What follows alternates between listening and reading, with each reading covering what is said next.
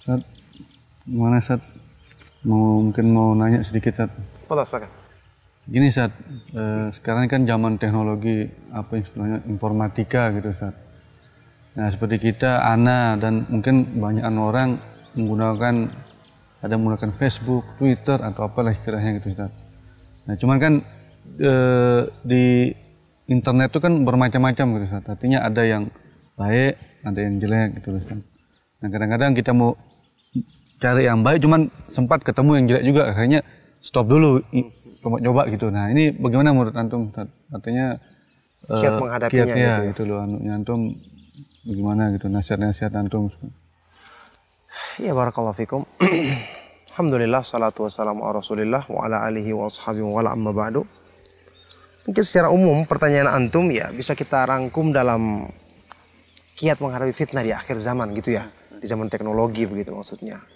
Di zaman kecanggihan seperti yang ada saat ini yang memudahkan informasi sampai kepada kita, baik yang positif maupun yang negatif ya kan.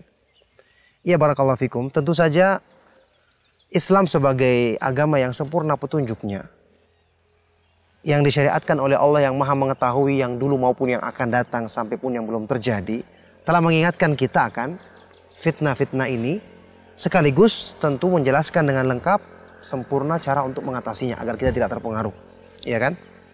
Rasulullah Shallallahu Alaihi Wasallam dalam sebuah hadis sahih riwayat Imam Muslim pernah bersabda, "Badiru bil a'mali fitanan kaqita'il lailil mudlimah yusbihur rajulu mu'minan wa yumsi kafiran wa yumsi mu'minan wa yusbihu kafiran yabi'u dinahu bi'aradin minad dunya." Hendaknya kalian segera dalam beramal.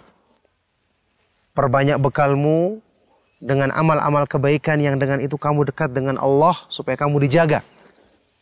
Bersegera dalam beramal sebelum kalian didahului dengan munculnya fitnah-fitnah di akhir zaman yang bentuknya seperti bagian-bagian malam yang sangat gelap.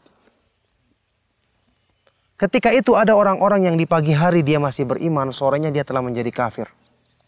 Ada orang yang di sore hari dia masih beriman, paginya dia telah menjadi kafir. Karena dia menjual agamanya dengan salah satu dari perhiasan dunia. Na'udzubillahi min dzalik. Lihatlah fitnah. Ketika muncul tidak jelas karena seperti malam, gelap. Tetapi Allah Subhanahu wa taala memberikan kita solusi. Mengusahakan kedekatan dengan Allah sebelum kita menghadapi hal tersebut ini penting. Itu diantara makna yang diisyaratkan dalam sabda Rasulullah SAW hadis sahih riwayat Tirmidzi ketika beliau bersabda kepada siapa? Anak paman beliau Abdullah ibnu Abbas radhiyallahu taala anhuma.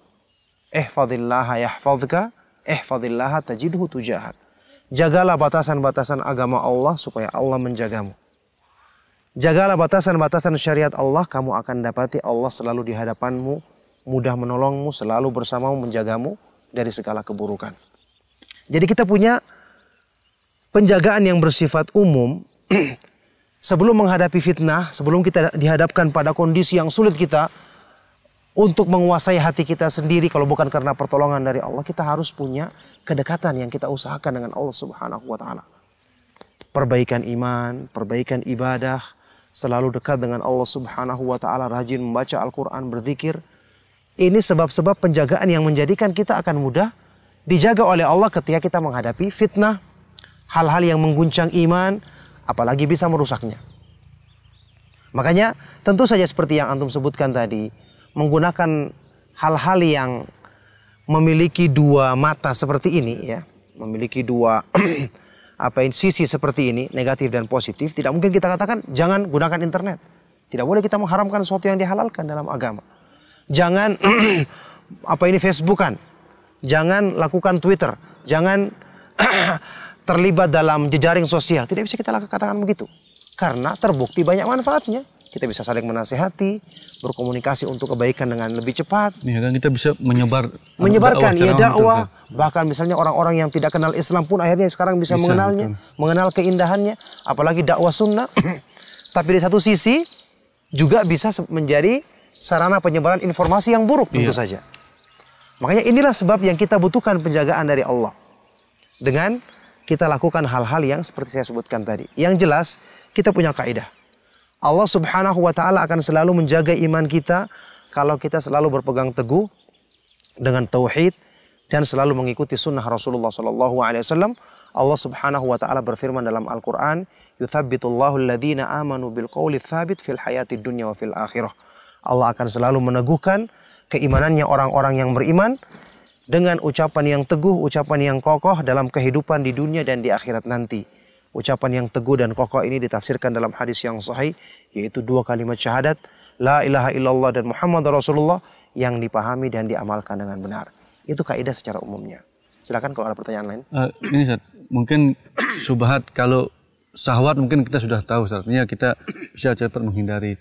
Nah, cuman kan seperti Facebook atau internet yang lainnya, Ustaz, kita buka-buka website atau apa kan, kita sebenarnya mencari ilmu agama gitu, Ustaz. Tapi kadang-kadang kan ada subhat-subhat yang kita nyasar iya, nyasar tuh, artinya yang tidak benar. Nah, ini seandainya pun mengena ke kita, kita termakan, bagaimana kiat-kiat kita untuk menghindar lagi dari jeratan itu gitu, Ustaz.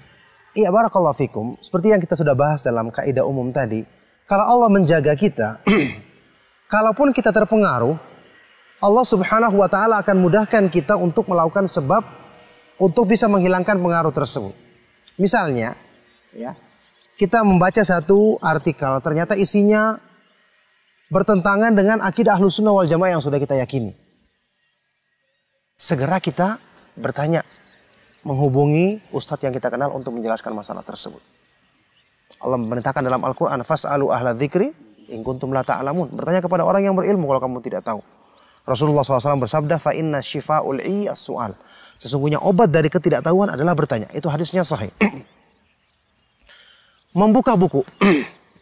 Kalau itu berhubungan dengan syubhat penjelasan tentang ayat Al-Quran, alhamdulillah tafsir mesti menjelaskan penafsiran yang benar.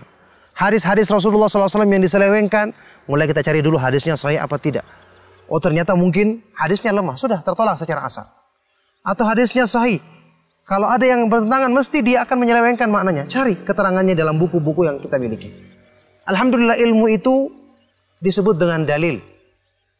Al-Quran dan Sunnah disebut dengan dalil kan. Dalil itu sesuai dengan namanya. Dalil itu adalah petunjuk. Rambu-rambu. Kita ikuti, tidak akan mungkin sesat. Orang yang sesat adalah orang yang menyimpang dari rambu. Iya kan? Makanya Ibnu Taimiyah rahimahullah ta'ala mengatakan, man faraqad dalil, dhallas sabil. Barang siapa yang menyelisihi dalil, maka dia akan sesat jalannya. Kalau kita kembali kepada dalil, kita kembali kepada petunjuk. Makanya ilmu, ya, dengan izin Allah Subhanahu wa Ta'ala membimbing kita kepada jalan keselamatan. Ali bin Abi Thalib radhiyallahu taala anhu mensifati penuntut ilmu dengan muta'allimun ala sabilin najah. Orang yang belajar ilmu yang dia selalu berjalan di atas jalan keselamatan. Ini cara untuk menyelamatkan diri kita dari rincian fitnah yang ada, syubhat maupun syahwat. Nah, fadhal silakan. Jadi dalam internet menurut antum tadi yang Anda tangkap, Ustaz, bahwa boleh-boleh saja, silakan selama tujuan kita baik dan menghindari dari hal-hal itu. Hal-hal gitu, yang buruk, ya. Nah, jadi karena kan banyak website atau artikel-artikel yang mungkin website itu bagus tapi mungkin ceroboh gitu, tidak tidak difilter sehingga tidak disaring dengan baik. Yang itu. Seperti itu. Hal-hal yang seperti ini yang akan Allah Subhanahu wa Ta'ala jaga kita darinya sebagai bukti, sebagai bentuk taufik yang Allah Subhanahu wa Ta'ala berikan kepada hamba ini. Antum ingat, ada pernah hadis yang sahih riwayat Imam Bukhari tentang salah satu gambaran bagaimana Allah menjaga hamba yang telah dicintainya, iya kan? Kuntu sam'ahu alladhi yasma'u bihi, aku akan membimbingnya dalam pendengarannya.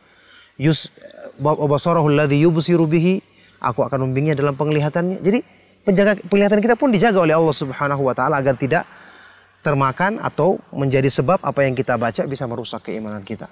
Maka semoga Allah Subhanahu wa Ta'ala mudahkan kita dan kaum muslimin untuk dijaga dengan penjagaan yang sempurna dan dimudahkan bagi kita taufik untuk selalu mengusahakan kedekatan dengan Allah Subhanahu wa Ta'ala, berusaha untuk menjaga batasan syariatnya agar kita dijaga oleh Allah Subhanahu wa Ta'ala. Saya pikir cukup.